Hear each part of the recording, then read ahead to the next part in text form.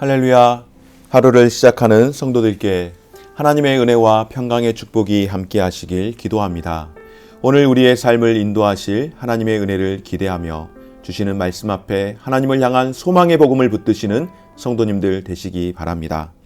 3월 2일 말씀으로 여는 아침, 오늘 우리에게 주신 하나님의 말씀 누가복음 18장 9절에서 17절 말씀입니다. 또 자기를 의롭다고 믿고 다른 사람을 멸시하는 자들에게 이 비유로 말씀하시되, 두 사람이 기도하러 성전에 올라가니 하나는 바리새인이요 하나는 세리라.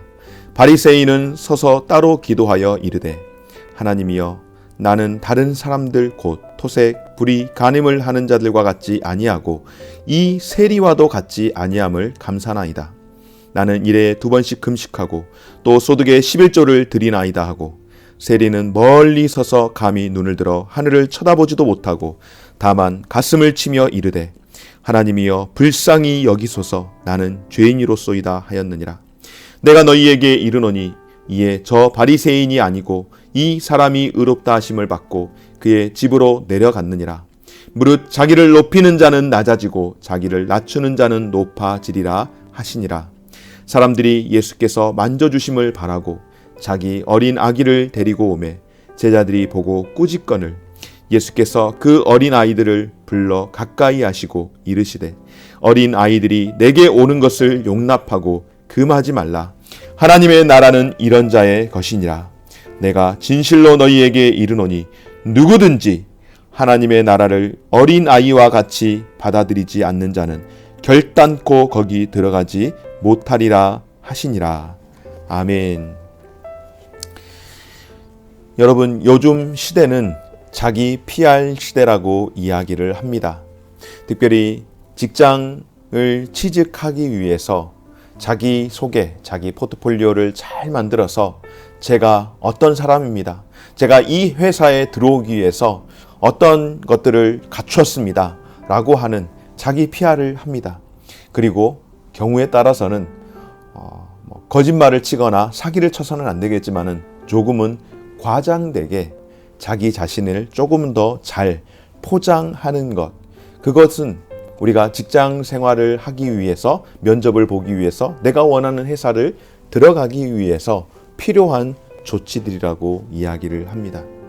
그런데 신앙생활을 함에 있어서 내가 이런 사람이라고, 내가 이렇게 능력이 많다라고, 내가 이렇게 대단한 사람이라고 만약에 그렇게 이야기하면서 교회 안에서 살아간다라고 하면은 아마 그런 사람들은 교회에서 정말로 신앙생활 함께 하기가 정말로 어려운 사람일 겁니다. 야, 능력이 참 많은 사람이네. 이런 사람이 우리 교회에서 열심히 봉사하고, 이런 사람이 우리 교회에서 중직자가 되어야 하고, 이런 사람이 우리 교회의 리더가 되어야 하지. 그렇게 하는 경우는 없습니다. 왜 그럴까요, 여러분? 교회와 세상의 기준이 분명 다르기 때문입니다. 물론 세상에서도 교만하고 그러는 사람들을 아주 조금 볼상사납다라고 이야기를 하겠죠. 그런데 교회 안에서는 특별히 그런 부분들이 더 중요하게 여겨지는 이유가 무엇일까요? 오늘 예수님은 정말로 이 비유를 너무나도 탁월하게 잘 하시는 것 같습니다. 자기를 의롭다라고 믿고 다른 사람들을 멸시하는 자들에게 예수님께서 오늘 비유로서 말씀을 하시는데요. 하나님의 백성, 하나님 나라의 사람들은 어떠해야 하는가? 자기 PR을 위해서 자기 자랑을 열심히 하는 그런 사람이 아니라고 말씀하시며 오늘 세 범주에 있는 사람을 소개합니다.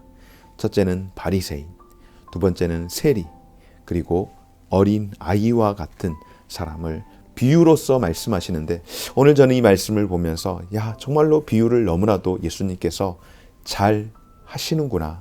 그리고 이 비유가 우리에게 신앙생활하는 우리에게 있어서 참으로 잘 이해하기 쉽게 또한 다가오는구나 라는 생각을 하게 되었는데요.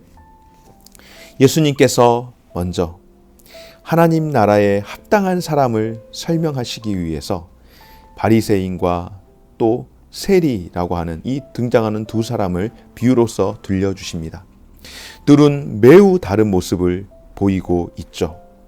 첫 번째로 세리는 어떻습니까? 너무나도 당당합니다. 반면에 세리는 너무나도 위축이 되어 있습니다. 바리새인은 자신의 의로운 행위를 자랑하면서 심지어는 옆에 있는 세리와도 자신을 비교합니다. 반면에 세리는 자신이 죄인이라는 사실을 뼈저리게 고백하며 용서를 구하고 있습니다. 여러분, 이 바리새인의 모습이 얼마나 대단한지, 얼마나 위세가 등등한지 한번 보십시오. 이 바리새인은 성전에 올라가서 기도할 때에 하나님 앞에 당당히 서서 자신의 의로움을 자랑을 하고 있습니다. 얼마나 그 자랑함이 대단한지, 나는 세리와 같지 않다라는 것을 아주 구체적으로 이야기하면서 남의 것을 토색하지 않았습니다. 나는 불의하지도 않습니다.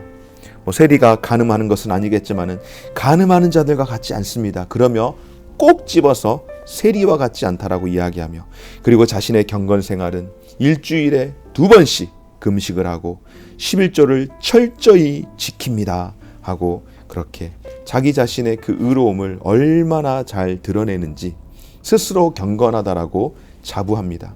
그러나 세리는 어떻습니까? 우리가 잘 아는 것처럼 이 당시의 세리는 동포의 고열을 착취해서 로마에게 그것을 바치는 반역자로 낙인이 찍혔기 때문에 죄인 중에 그야말로 괴수와 같은, 그렇게 낙인이 찍혔고 멸시와 미움을 그렇게 사게 되었는데, 이 세리가 어떻게 합니까?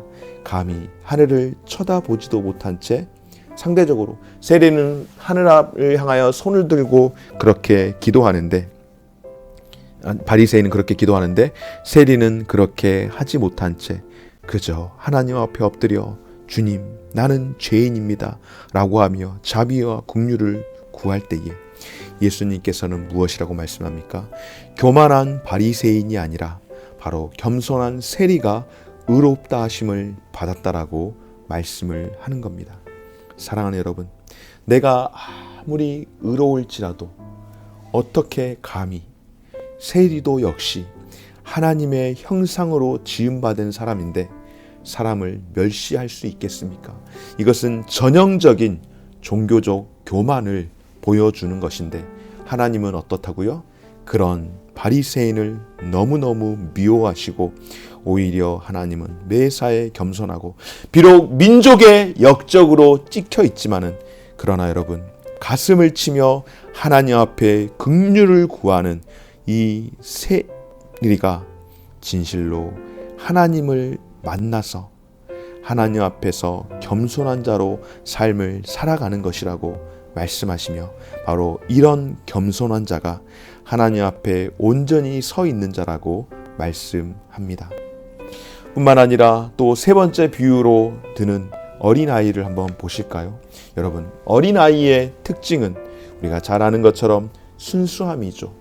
순전함, 때로는 유치함도 있습니다. 그리고 이 어린아이의 특징은 무엇일까요? 전적으로, 절대적으로 의존을 하는 겁니다.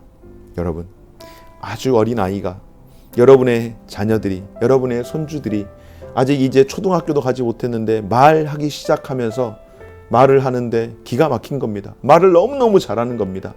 이제 나를 낳고 지금까지 한 3년 키워주셨고, 내가 이제 말도 잘하고 하니 나는 이제 독립을 하겠습니다. 나를 간섭하지 마세요 라고 하는 아이도 없지만, 만약에 그렇게 이야기를 한다면 와, 천재가 났네 라고 좋아하시겠습니까?